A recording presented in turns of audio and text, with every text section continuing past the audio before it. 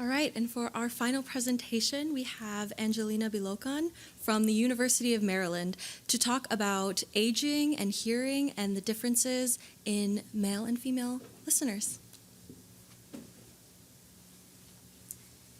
All right, thanks for having me here today. This is going to be a little different because I come from a clinical background and then decided to get my PhD. So I'm curious if I, get some interest from you guys.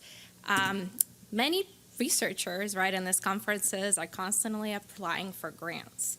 And in 2016, when you're applying for an R1, which is a pretty big grant, it became mandatory that you actually discuss things like sex differences in your submissions from animal and human submissions.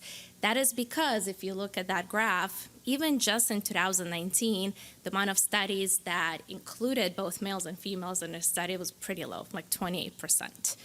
And if I draw this imaginary line right here, this should be like 2016, the amount of studies that started to be mindful about including both males and females started to increase with about at 61% around 2024. But the issue is that while many studies talk about including both sexes, not many follow up with the analysis.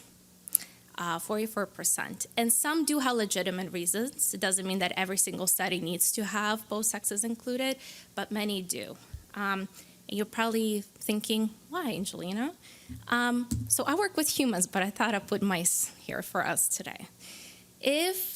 So I come from neuroscience, ideology background, and I read a lot about mice. And sometimes when you look at a mouse in a cage, there's some clear differences. It's a male and female, but when you look at it behaviorally, they look pretty similar. When you look at their brain, it becomes even more difficult to determine which one is a male mouse, which one's a female mouse. If you pull out the neurons, it becomes even more difficult, right? Because we're all made up of the same materials, the same networks in our brains. If you look at the chemicals, right, that move along these networks, signal all the information in your brain, we're also made up of very similar things. But if you were to do some experiments on these mice and you look at their behavioral generally, they may not look so different. But when you apply some kind of intervention or some more difficult behavioral task, all of a sudden there are sex differences. And they may not be apparent when you're looking at just the things that make up the mouse. These differences often arise in the mechanisms of how these chemicals and how these networks interact. And this has resulted in many clinical guidelines and pharmaceutical guidelines for how we treat diseases and different disorders. But we're here to talk about hearing, and I study hearing loss.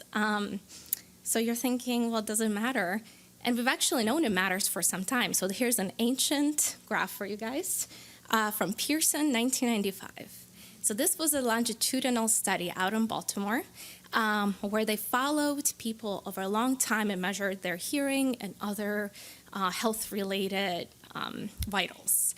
And this graph, so we have age on the x-axis and change in hearing on the y-axis shows that as men in this game, so this is gender, as men get older, they have greater change in hearing for different frequencies, particularly those high frequencies, which we all know are presbycusis, age-related hearing loss. But what was fascinating is that females or women did not have the same trajectory. For women, they tend to hold on to that hearing, particularly in those lower frequencies, up around the age of 50 and 60, and then catch up to men.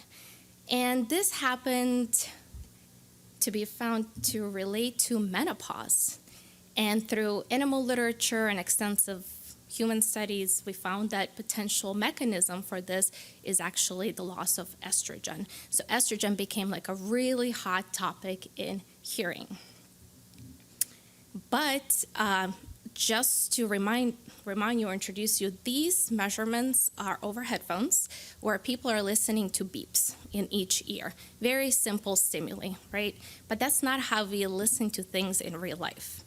right? Like this room has so much reverberation right now. If you were to have hearing loss, you were in hearing aids, things are a lot more difficult and complicated.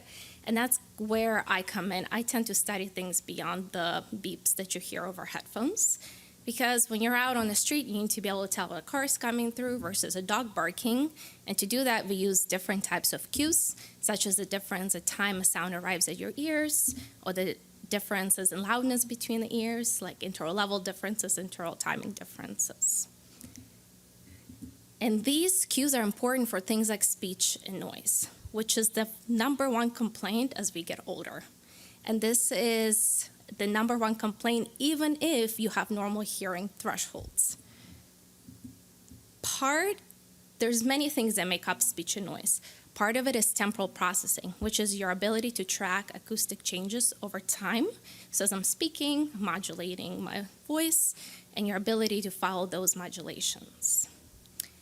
But we can actually assess your ability to do this through different types of psychoacoustic measurements, such as gap detection, which is your ability to detect a silent gap in a mix of a form of a noise.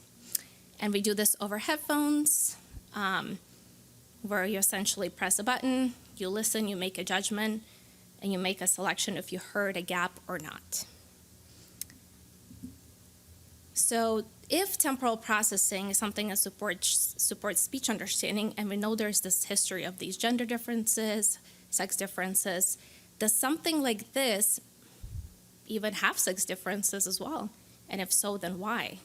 And to answer the why question, what I'm doing is actually following the science and looking into estrogen. So in our effort to study sex differences, we're bringing in females and males. And for females, what's nice is that there is a nice period in life where women have menstruation, and those who are not on birth control do fluctuate in estrogen. So when they come in the early beginning of their cycle, they have low estrogen. Then when they come near ovulation, they have high estrogen, and we're able to collect their blood, take out the serum, and measure this. And at the same time, perform behavioral and clinical assessments. So that's what I did, particularly on that gap detection test. And surprise, surprise, I found sex effects so far. So this is very preliminary, but they're there, where females tend to have higher thresholds, but if you can tell, they have this interesting variability, right? And this variability is actually explained by those phases that I talked about, where for high estrogen, you have higher gap detection thresholds, meaning you needed a longer interval in that noise in order to perceive it. And for when they have low estrogen, they looked a little more like males in their performance and needed a much shorter interval in order to perceive it. And you may be thinking, Angelina, isn't it order effect? Probably not, because I did randomize them when they came on the low and the high estrogen periods. So there's more data for us to collect, and I'm going to talk a lot more details. There's a lot to cover with this project, including additional binaural measures and plans. So you're more than welcome to join us tomorrow to hear about it. But I want to leave you with a summary that there is potential sex differences in temporal processing, which is the ability to track changes in sound over time, that female performance may change depending on hormonal phase, and that estrogen may be associated with changes in performance. Thank you.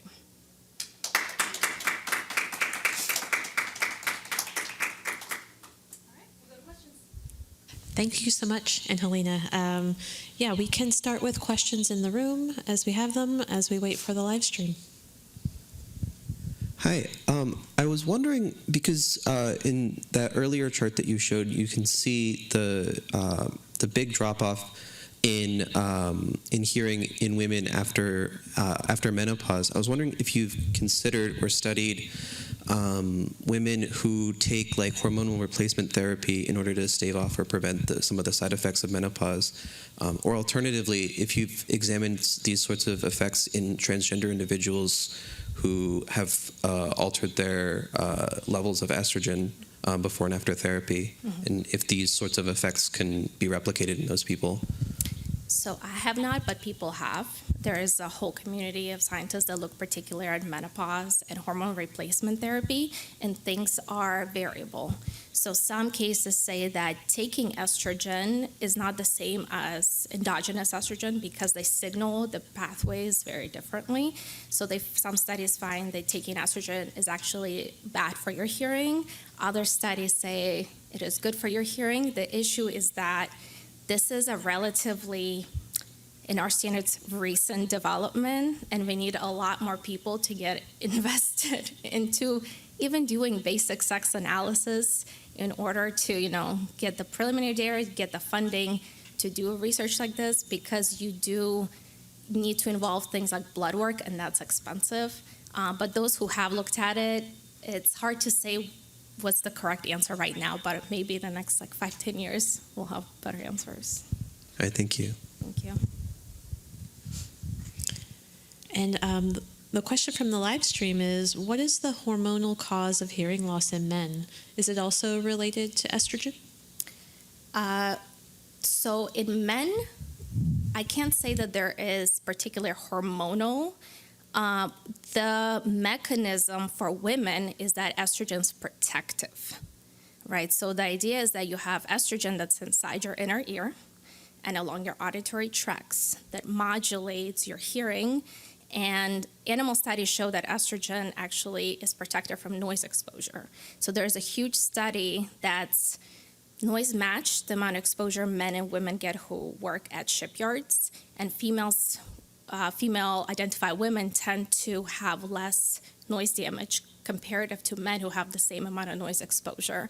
They repeated similar studies in mice and found similar effect where having the presence of estrogen receptors, and estrogen tends to protect you from noise-induced hearing loss. So, but that's the potential mechanism there. I'm not sure which hormone for men that would be. So interesting. Thank you so much. Thank you.